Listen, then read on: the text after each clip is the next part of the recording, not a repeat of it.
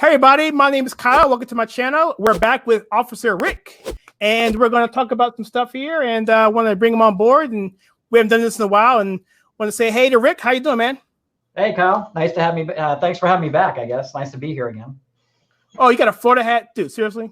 I do. Yeah, because I just got back from Clearwater. I was in Clearwater for a week for a work thing. So I'm in love with Florida. I'm ready to retire. I want to move down there. Yeah, but why Florida? Because not the state. Why the team? I just wanted something Florida. Like I wanted to. I like I'm more of a Gators fan than a Seminoles fan. So I like University of Florida more than Florida State. Yeah, I'm not a big Hurricanes fan now.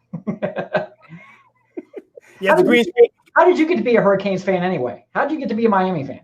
Because they were pretty much okay. Here's the reason why I get Hurricane fans was because they passed the football back in the day, right?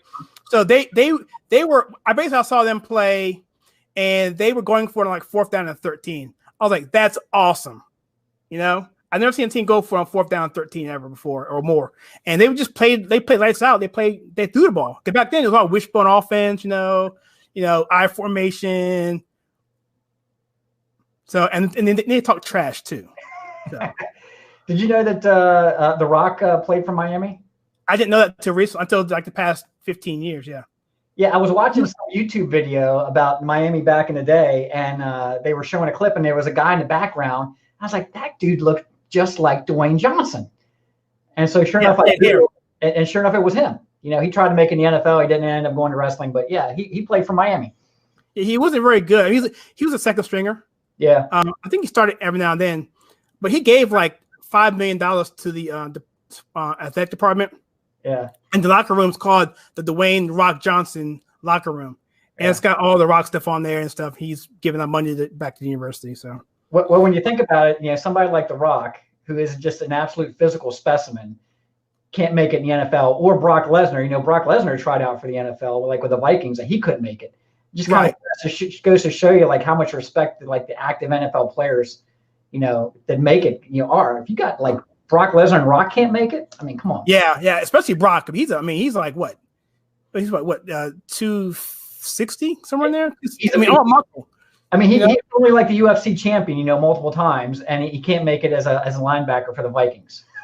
And wrestlers are amazing athletes. I know. They're incredible athletes.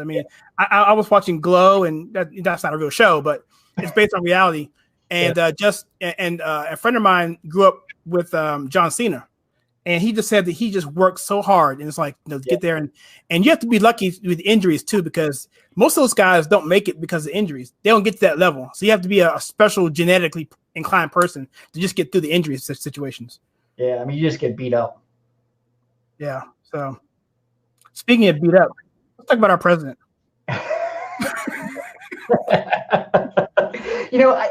I have to wonder if he, I know with him coming from like a business background and, building his business up, back in the day and then losing it all in bankruptcy and coming back again, is he really like on a completely different playing field than everybody else? Is he really playing like 4D chess with the Democrats?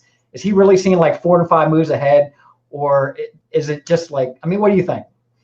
Well, I think he's honest. I think that's the main thing. And I think that gets him into trouble. And I think that honesty can misconstrue his intentions. First, let's look at the Mueller report. Okay, so the thing comes out and he finds out about it. If you read it, he's pissed off, right? Mm-hmm. He's like, can we fire the guy? Can we fire him? And like, no, you can't fire him. he's like, can we fire? Because and that's not really what you can do. So he's like talking to people and it's like, you can't do that, Mr. President. So he doesn't do it. He doesn't act on it, but he wanted to. He wanted to do things that were shaky, but they wouldn't let him, so he didn't do it. Yeah. And that's one thing. And number two, I think some of it is part of what you said. I think some of it is him doing it, but I think he gets ahead of himself in terms of that he could be way ahead of my game. Because I think you're right. I think he is a couple steps ahead, but I think sometimes he just has people that are undermining him that he can't anticipate everything. Yeah. So. And there's some rumors out there and some conspiracies, like the whole thing with what's that conspiracy thing called, the Q, the whole Q conspiracy, that this whole thing's being planned, and that Mueller's part of the team and that Sessions is part of the team and stuff. I don't get into all that, but if that's the case, he's like he is, like you said, 5D chess. Yeah.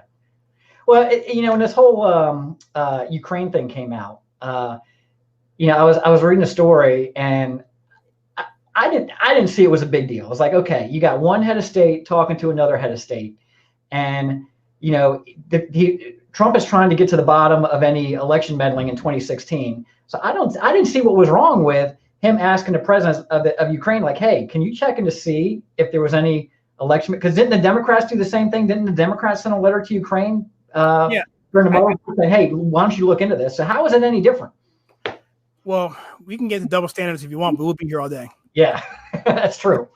I think we can just stick. I think for now we just stick to what the president did or didn't do. I think if we went into the whole thing, what they did, and we'd be here much longer. So I think, to your point, I think when I read it, essentially, it was like, hey, how you doing? Congratulations, and so forth. Oh, by the way, and the conversation was about corruption within the Ukraine. And he said, oh yeah, well, by the way, you may want to look into, the Biden thing, his son, whatever. And then the UK president said, yeah, I know about that already. Yeah. Did you read that? He said, I already knew about it. He said, we're looking into it, whatever. And he said, yeah. And then Trump said, well, you should probably look into that. If you could look into it, that'd be great. Right. Yeah. And he said, that's pretty much, it left it pretty much at that. Now, I heard that PencilNet guy, what's his name? Adam Schiff. Yeah. I heard that he went into a whole montage of he called it a parody of him. Did you see that part? But he basically said that he like a Godfather thing, and he basically ad-libbed things that was not inside the report or inside the transcript. I know I haven't seen that part yet. I haven't seen it either, but I wanted to check that out. But from what I understand, he was basically painting a picture of that. Well, yeah, well, if you do this, and then I want you to do this, and then when you get back to me, then after you break his knuckles, I want you to come back to me, and let me know, and after that, we'll break his ankles, and then let me know what's going on. And then Adam Schiff said, "Well, no, I'm sorry, it was a parody. I wasn't really. I was kidding." After he got some pushback on it, so I got to check it out. I won't talk about it here because neither one of us have seen it. But yeah, I agree. I don't see anything wrong with it at all, personally, because the whole thing is about corruption. Yeah, and if Trump would have said, hey, look into Biden's son, or else we're going to withhold money or military aid or whatever. I guess kind of like what Biden did back in the day. But if Trump did do that, then I could see it being a problem. But I didn't see where he actually did that anywhere. And it sounds like the Ukrainian president is coming out and supporting Trump and be like, no, that's not how it went at all. Yeah, I think, Biden actually admitted that. He basically said, if you don't fire this guy, we're going to withhold money from you. And that guy was actually, I think he was over his son's money. So, I think Biden's going to be in trouble on this too. I mean, I think the Democrats really stepped into this one. They didn't really think it all the way through. They should have, Pelosi should have read it, and she should have made a decision from that. But I think she's under so much pressure. I think she felt she had to do something. Well, I think the Democrats have a history of not reading things at all before they do something. They've never done that. they always read things methodically and go through it. Yeah, right. That makes too much sense. Yeah, so I don't want to talk about that too much right now. I'm going to talk about that later on the program later. But yeah, I mean, we'll see what comes out of this. I think if they go forward with the impeachment, it's going to be a problem for a lot of the Democrats in purple districts. Yeah, they're going to have a problem co-signing on that. But if they don't do it, then they're going to maybe vindicate the president and they have egg on the face. So they're really in a tight spot either way they go with it.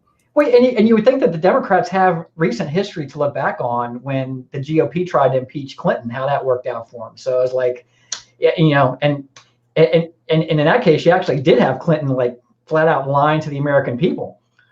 Right. It didn't work out. Yeah, he was under oath too, by the way. Yeah. So, anyhow, so cool. So let's get into. You want to talk about Star Wars or Cowboys next? Oh, let's talk about Star Wars now. All right, cool.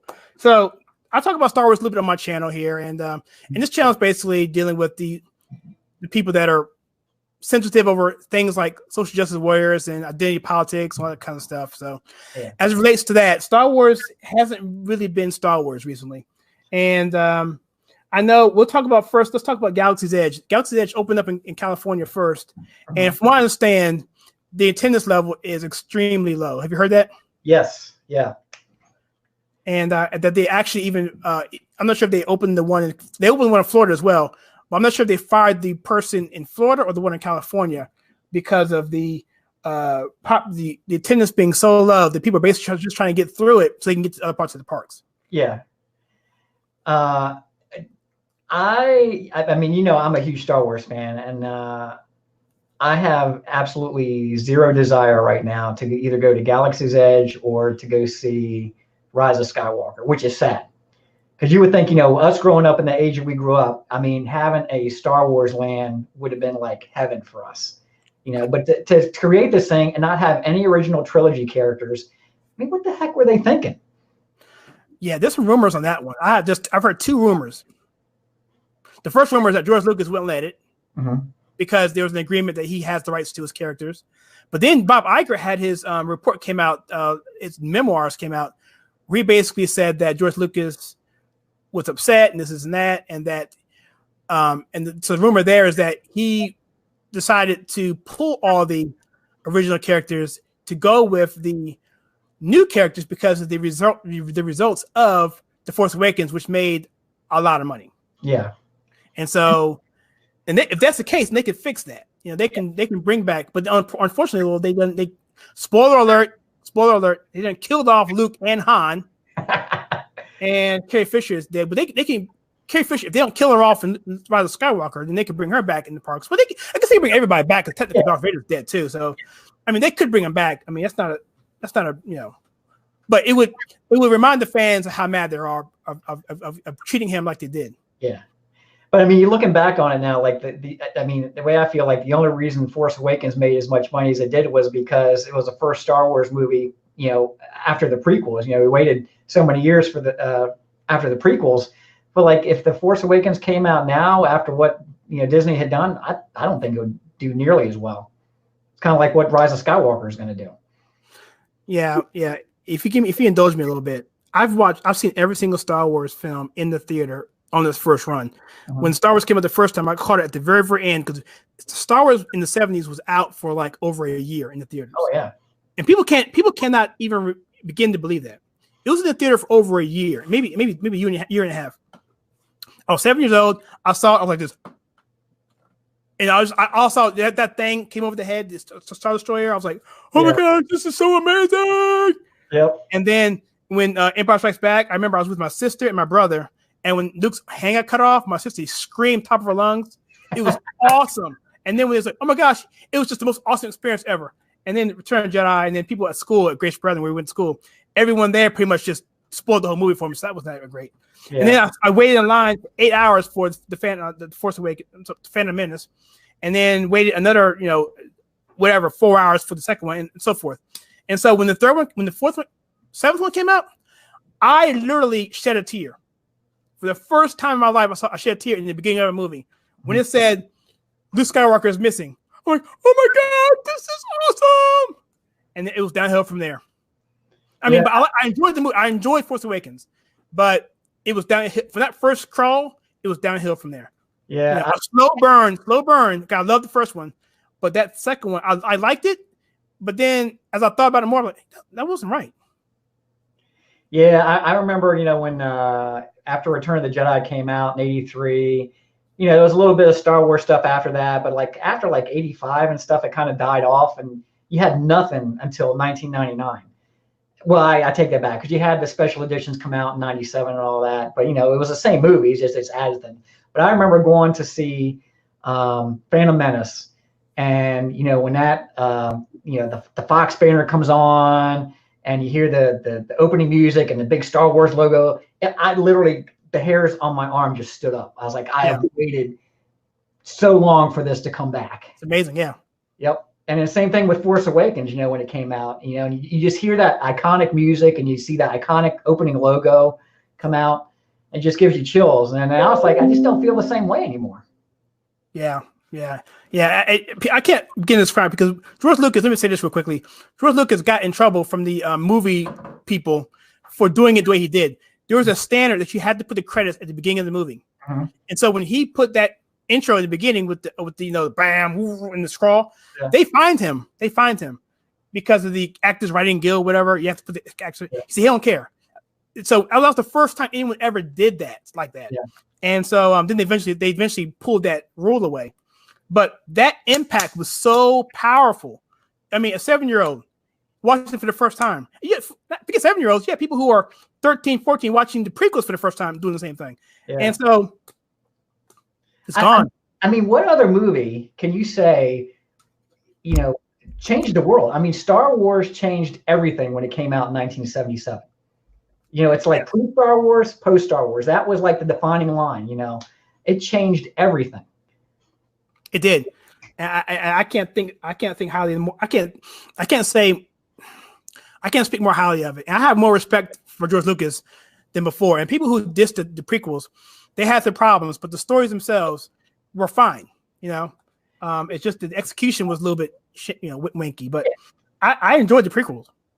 Yeah, now I know when Star Wars first came out, George had no idea how the movie was going to be received, how well it was going to do. And, Star Wars has a definitive ending. I mean, if they never made Empire or Return to anything else, it had a definitive ending. That's right. They had no idea where it was going to go from that. That's right. So, when it was so popular and he got, money to do Empire and all that, he had a plan. He had a story to finish the trilogy. Yes. And want to do other things. Yes. You would think that when Disney bought this, that they would have said, okay, let's lay out what we want to do. It looks like they had no plan from the get-go from what they wanted to do. They couldn't keep directors. They have no storyline direction. It just makes no sense. George, I can understand because he didn't know if he was going to have movies 2 and 3, but Disney knew they're going to have an entire universe to play with, and they screwed it up.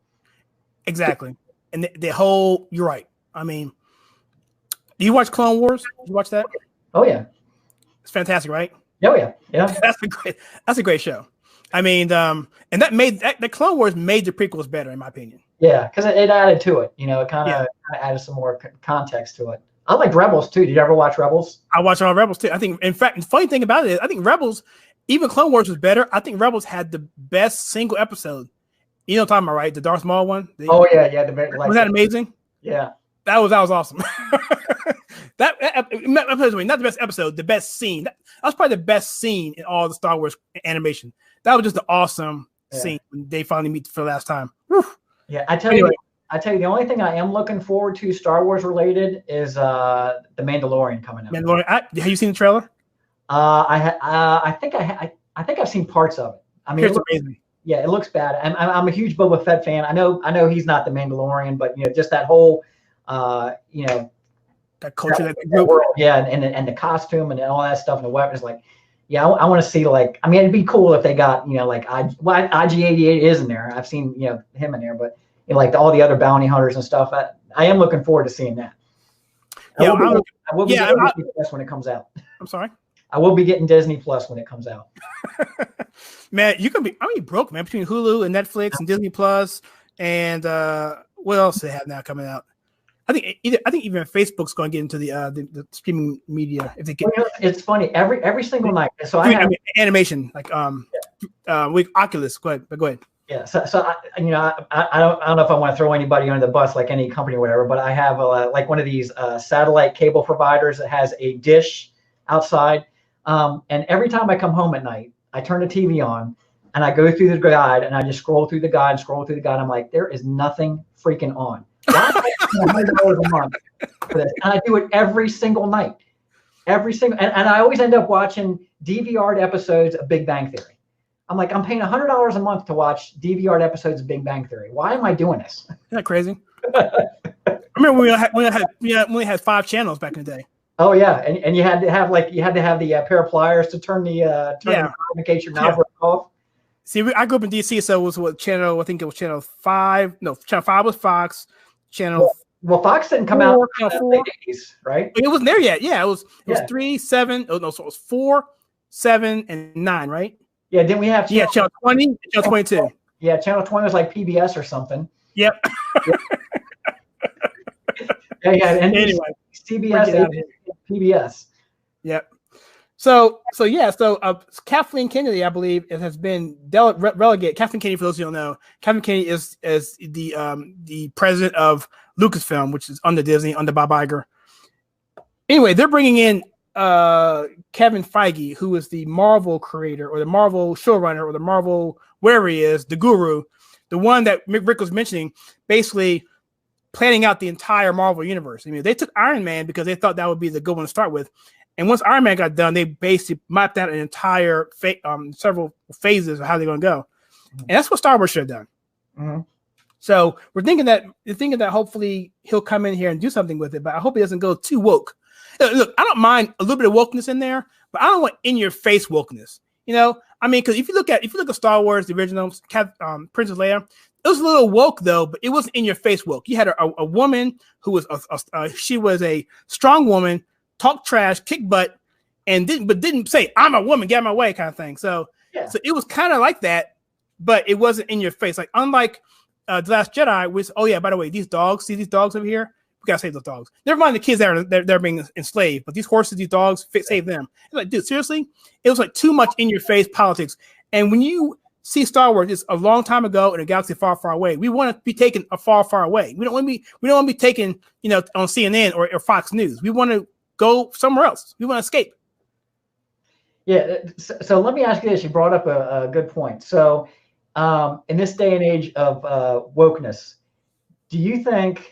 Now I remember watching Star Wars and like the one scene in a detention cell, where they're firing back and forth with stormtroopers, and Princess Leia grabs the gun and starts shooting. Yep. I didn't think anything. I was like, oh, but she's pretty badass. Yep. I didn't think anything else. But like, if that were to play today, I mean, do you think that the people would get upset and be like, oh, it's just more, yes. SJW BS? And, yes, they would. Whamming coming in. Yes, they would because what's come behind it. Yes. Yeah. I mean, come before it. Absolutely.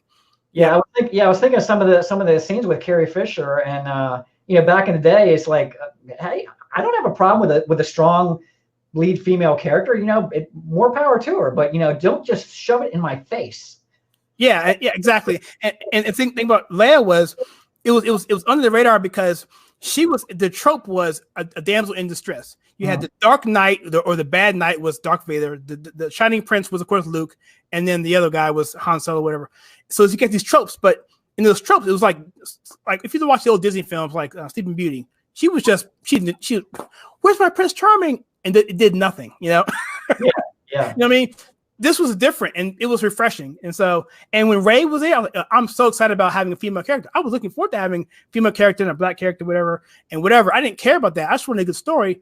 But then when they basically just said she was just powerful because she's powerful and there's no struggle, if she's a woke character, then nothing can bad happen to her. She can never do anything wrong. So where's the suspense? Yeah. She didn't get a scratch in the movie. Not one scratch. And not only that, but she's like, has all the powers already. She knows how to work the lightsaber. It's like there's nothing for there's no story arc for her. I would love for her to kick some butt, but just give us some story. Like in the first one, give us the little thing. Keep the characters alive. Hopefully, you can kill Han because he wants to get out of it. I get that. Keep Luke and Leia, of course. Unfortunately, she would have passed. That's just hard. That's a hard thing to think about at this point. But assuming she would live through all three. Mm-hmm. Have the first one be setting up the character. The second one, they get a little bit more advanced, and then you can maybe then kill off Luke in the last one if you want to kill him off. And that way, you can have all the new characters be in the last one, and you're vested in them because you've dealt with them for 2 straight movies. Yeah. If I had a chance to sit down and talk with JJ, I would ask him, what in the hell were you thinking not reuniting the big 3 in The Force Awakens? You had the opportunity. You had all 3 of them together. And I remember when Disney first bought Lucasfilm and they announced the thing and they got, Harrison on board and Carrie on board and Mark on board. They're like, man, this is going to be huge. And you never even got to see them on screen together. Never got to see them together. That's sad. And I remember watching The Force Awakens at the end, when the Millennium Falcon lands at the Rebel base after Han's been killed, spoiler alert, after Han's been killed, and Carrie Fisher runs up and hugs Rey. And I'm like, really? It's like she literally knocked Chewie off to the side. Exactly. You've been with this guy for 30 some years. You've known Rey for 5 minutes. 5 minutes. Oh, yep. So frustrating. That's a perfect summary right there. That tells you all you need to know right there. Yep. Yep. Anyway, so all right. So anyway, last thing I'll say about that is that George Lucas is upset. He actually said that he felt betrayed. I can see that. I feel betrayed as a fan. I can only imagine what he feels. It's his intellectual property, his characters he created. I'd feel betrayed too. So let's have some fun. This is a little bit impromptu. How if you could fix it right now, how would you fix it? You mean like you could do anything you want to do. Yeah, one film to fix it. How would you fix it? So like, so you're saying that like Force Awakens already happened and Last Jedi's already happened, or like going back and starting from like episode 7? Oh no, that's too difficult. How would you? Well, it's all difficult, but how? Yeah, well, let's start. Let's just do the hard. Let's just do the. It is now what it is. Yeah. Everyone is where it is. What would you do for the third one to make it better? Would you retcon everything? I don't know. I mean, one thing I don't think I would do is like, you know, like in Last Jedi, they kept telling you, you know, kill the past, let it die. Well, now they're going to shove like Lando down our face, which of course I like Lando. Yep. You know, they're going to shove Palpatine, you know, bring back all the original trilogy characters to get everybody back into the fold because they pissed everybody off. I don't know. I mean, it's they've made such a mess of it. I don't know how you can, short of making Last Jedi just like a dream sequence, you know, and just starting over with well, first off, I think they made a mistake of starting Last Jedi right when Force Awakens ends. Yes. You know, well, they could have started it up, you know, months or years later after Rey's been training on Ahch-To with Luke. That's probably what I would do. Is I'd be like, you know, it was all a vision of Rey in a cave or something. You know, Last Jedi was just a vision, and she wakes up and she's training with Luke again. You know, and Luke is still alive, and just kind of develop a story from there. And this time, you know, actually have Luke leave the frickin' island and go kick some ass. And the fans would go nuts, by the way. Oh yeah, yeah. I mean, a lot would be forgiven. A lot would be forgiven if they did that. Now, the people who aren't fans wouldn't like it as much, but they would at least save the franchise going forward. You know, I would do something similar to that, or I would just do a time travel. Or if you watch Rebels, he was able to in Rebels. Spoiler alert if you haven't seen Rebels. When Ahsoka, right? That's okay, yeah. Ahsoka, when she was about to go to Darth Vader and about to get killed, he went to that netherworld, whatever, and was able to go back and save her, pull her out of it.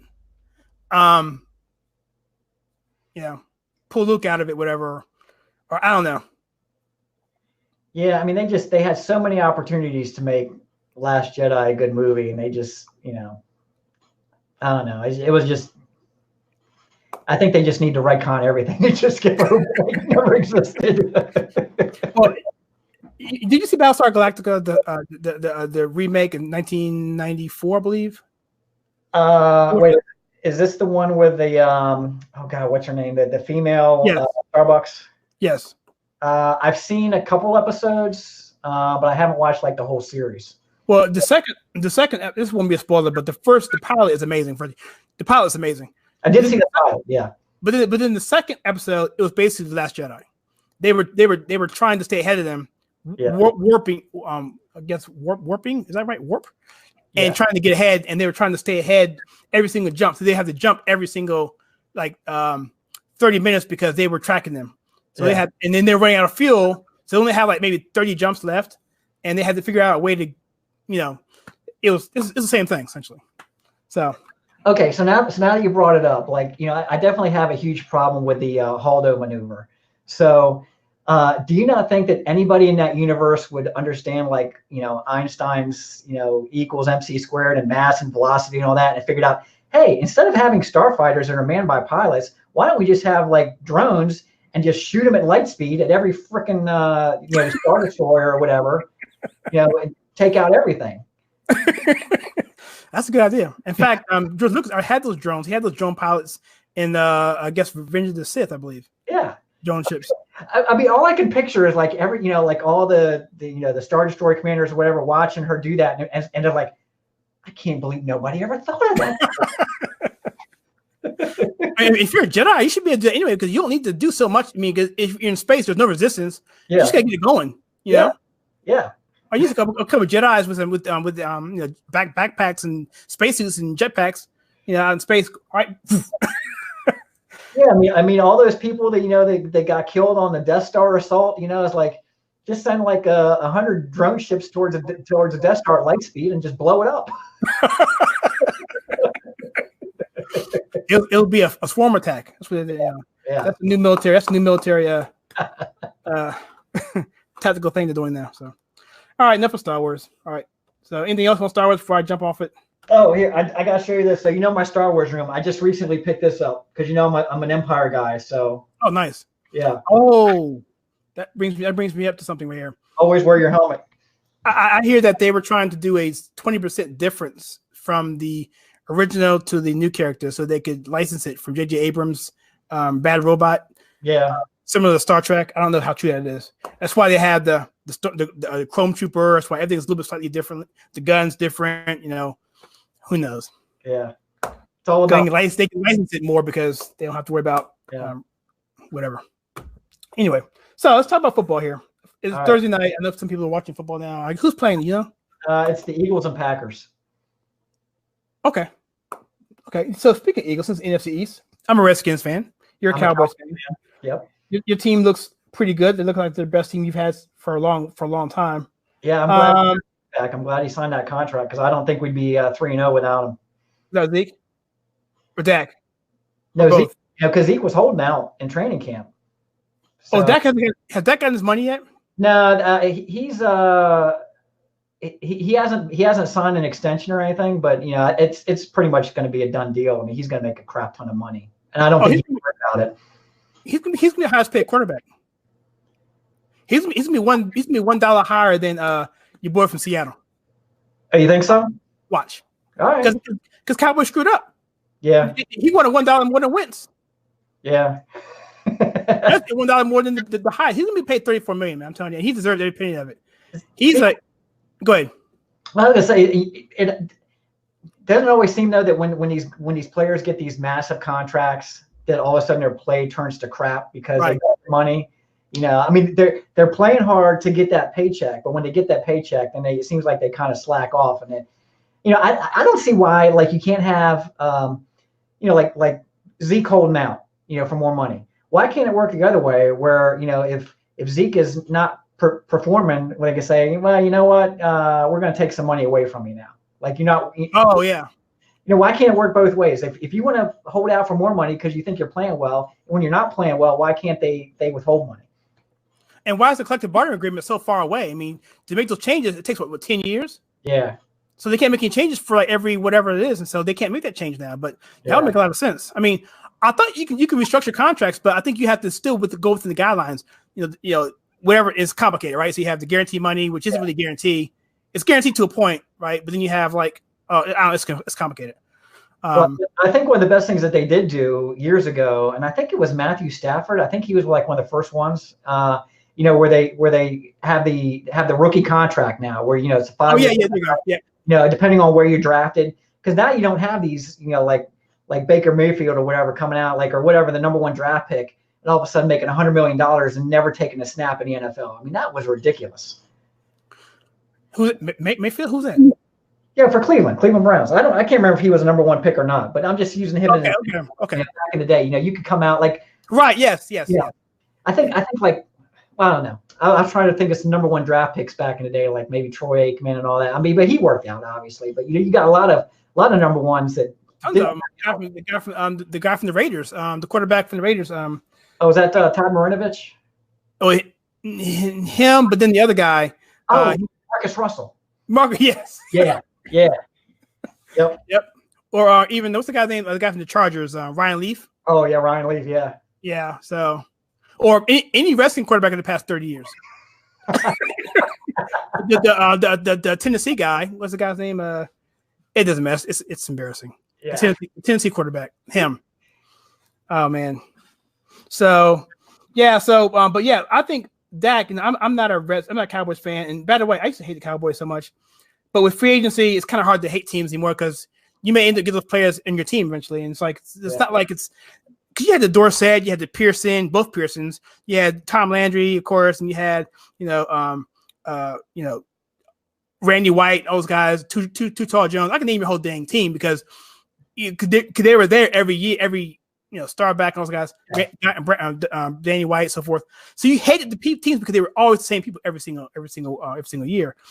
But now with free agency, it's kind of hard to hate teams. And now with this whole woke crap coming up, which is why I'm bringing this up to begin with, and the reason I'm bringing the Cowboys up is because 2 years ago when they had the whole thing with the shootings in Dallas, the police officers were killed. The Cowboys were wearing, I think they were wearing an armband or something on their shoes or on a patch, whatever. And the NFL said you can't do that. That pissed me off. That turned me sensitive to the Cowboys. I'm like, that is messed up. This goes beyond hating a football team because this is stupid. It's just petty boyish crap. And This is real life. These are real players. You know what I'm saying?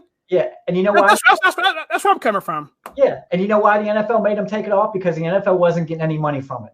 Like all this, like October's like Breast Cancer Awareness Month, where they all wear pink, and like when they do the Salute to Service, the NFL actually charges the military for like promoting that stuff. So it's like, yeah, absolutely they do.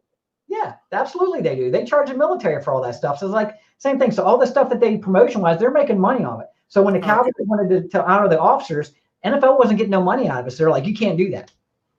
That made me not a Cowboys fan, but I no longer hate the Cowboys at that point. Yeah. I mean, you know what I'm saying? Yeah. I can't hate him anymore for that. I thought anyway, that's neither here nor there. But Zeke definitely deserved his money, and Amari Cooper was really good about that. And I think Dak's gonna be the highest paid quarterback when it's all said and done. Yeah, I mean, one thing, like you brought up a free agency, there's good and bad in free agency. Like you don't have the dynasties anymore, like, back in the day, where the teams all stay together, like you said. But on the other hand, it's kind of nice where you can have like a superstar all of a sudden come into your team or whatever. He may only be there like 2 or 3 years, but like the Cowboys got Deion Sanders. He plays for the 49ers, and the Cowboys and the 49ers had some big time rivalries back in the early 90s. So we got Deion coming in. It's kind of exciting. But like when it comes to sports jerseys, because of free agencies, I don't buy any jerseys for current players because you never know who they're going to end up with. Like all my sports jerseys are from all the retired guys that I know who they ended up with. Yep, I got a Doug Williams here somewhere. Yeah, like all my Cowboys jersey, I don't have an Elliott, I don't have a Prescott. I didn't even have a Des Bryant. I got a Romo, and I got Aikman, and I got Emmitt Smith. That's who I got. Des broke a lot of records for you guys. I didn't realize how well his career was. Mm-hmm. Is he a Hall of Famer? And it's kind of amazing. He leaves Dallas. I think where did he go? Did he go to the Saints or somewhere? He got hurt, but I don't think he played. He's never played since. No, he hasn't played since. But is he a Hall of Famer? He's like the number one receiver in Dallas all time, isn't he? Yeah, I mean, I don't know if he'll probably get in, but I don't really know if I don't really know if he's worthy or not. Is Drew Pearson or Butch Johnson Hall of Famers? I think Drew Pearson is. I don't know about Butch Johnson. Okay. I'd have to look that up. But like some of these guys that get in now, you're like, really? That guy's in? It's like, are you getting desperate? I'm impressed by how many people I know on your team. Yeah. You ever got him Newsome too? Oh yeah. Yeah. I think your whole team, man.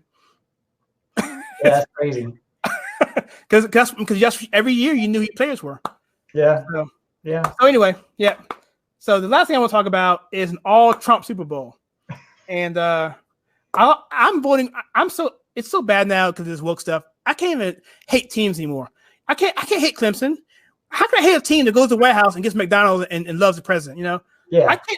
I want them to win every single game from now on. You know what I'm saying? I mean, of course, if it's in Miami, of course, I want Miami to win. Yeah. But outside of that, I'm like, any team that wants to go to the White House after they win a championship, that's my team. And it's sad that it's like that.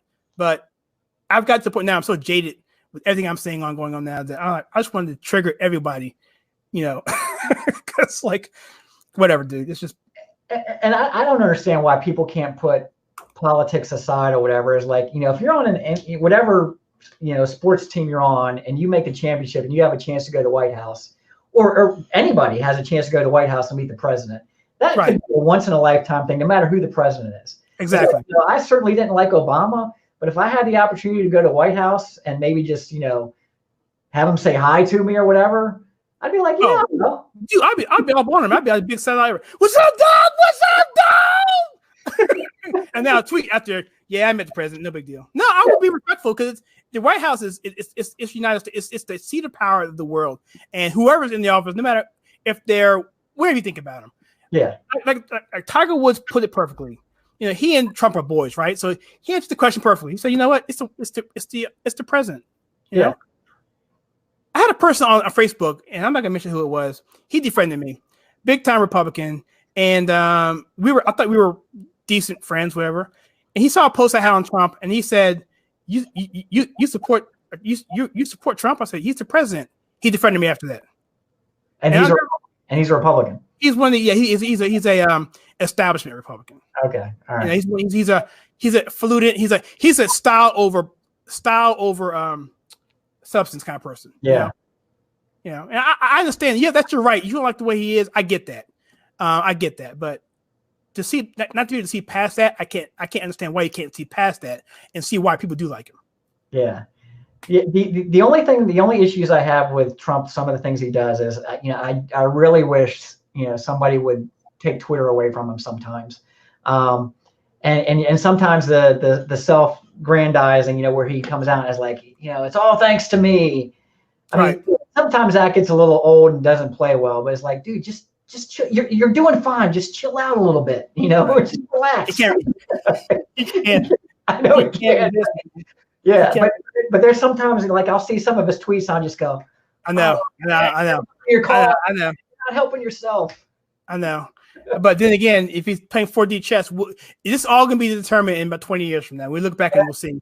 And that's what I think is like, okay, there's got to be a reason he's doing this, because I mean, clearly he doesn't have somebody like all these other celebrities or whatever, like usually have people managing their social media for him, because these people don't have time to be on social media, Twitter, Instagram, Facebook, and all this stuff. Not him. I mean, he when it says real Donald Trump, that is real Donald Trump tweet. Yeah, even he makes one grammar mistake or comma missing, whatever, and they're on him, man. Yep. So anyway, I'm looking for a New England Dallas Super Bowl. Is there any other teams that are in NFL that are pro Trump that you know of? Let's see. Not anybody that jumps to mind. I know Belichick's has come out as a big Trump supporter. But yeah, I can't think of any of the other owners that have come out. I think they're all afraid to. Yeah. I think we're seeing with Kaepernick, I think there's some reluctance in that because maybe not because of Trump supporters, but because they're afraid of the controversy. And so I think Stephen A. Smith from ESPN said that he was being blackballed. And I think about I think he might be being blackballed. But then the question is, why is he being blackballed? Is it because it's a locker room thing? Because do you want to bring a person in that's going to cause controversy in your locker room? Yeah. Ultimately, that's going to be the ultimate problem. Or is it because they really are secret, supporters and don't want to have that kind of person who has that kind of stance coming to their team? Yeah, I think it's the former. I don't buy that second part, because the NFL is a business and it's all about winning and merchandise and making money. And if Kaepernick was any good and could come in and help a team win and take them to a championship, I think I think he could come out and say, I'm all for killing babies, and they would sign him. Vic came back. Yeah. And Vic did a lot, to me, Vic did something a lot worse than Kaepernick did. Yeah, absolutely. You know what I mean? And time heals all wounds and winning cures all ills. So if Kaepernick was good enough and he could take a team to a championship, I think somebody would sign him in a heartbeat. But I just don't think he's that talented enough, and he brings so much baggage. They're like, well, the guy's not that good to begin with. He's got so much baggage. Why are we going to waste our time? Yeah. Yep. Exactly. So I'll give you the last word on Antonio Brown. Is that his name? I bet he's wishing he kept his mouth shut and with the Raiders and just had played ball and used his old helmet or used a new helmet or whatever, not cause such a stir. I mean, you go from having that contract and playing with the Raiders to pissing everybody off and trying to get out of there, and he basically just screwed himself big time. Yeah. Because he was going to get a ring. If they stayed healthy with all that talent they had on the team with Josh Gordon and those guys, and they were going to, if they stayed healthy, they were going to go to the Super Bowl again. Yeah.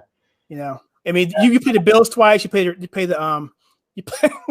Bills twice. You play. They're pretty good actually this year. But the Miami Dolphins and who else they have in that conference? Jets. Yes. Yeah. So that's 4 wins there. Off the bat. I don't know, man. I think the Bills can give them a run for their money this year. I think the Bills look pretty awesome this year. They're undefeated. Yeah. Yeah, undefeated. Yeah. I'd love to know what Ben Roethlisberger's thinking now. After watching Antonio Brown implode. I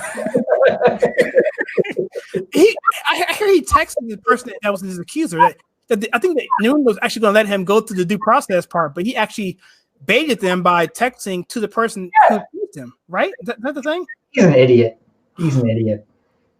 Especially you hear the stories that he'd hire somebody to to kind of help orchestrate like through social media to get out of, playing for the Raiders, to get traded. Like, well, that backfired. Yeah. Yeah. Oh, well, I don't feel sorry for him. No, I don't either. Yeah. He can go play in the XFL or something. Oh, yeah, it's coming up, isn't it? Go to the CFL. I'm sorry, the NFL waited 1 year too late, man. The NFL is actually pretty good this year. Can you imagine if he went to the CFL and he had like Johnny Manziel throwing to him? Yeah. No, he didn't do that. He didn't do that, did he? Yeah. All right, my friend. Anything else you want to talk about? I think that's probably about good for now. We'll come up with some more stuff, I'm sure. Yeah. Yeah. How's your channel doing? Where you got like up to like 13 or 1400 subscribers now?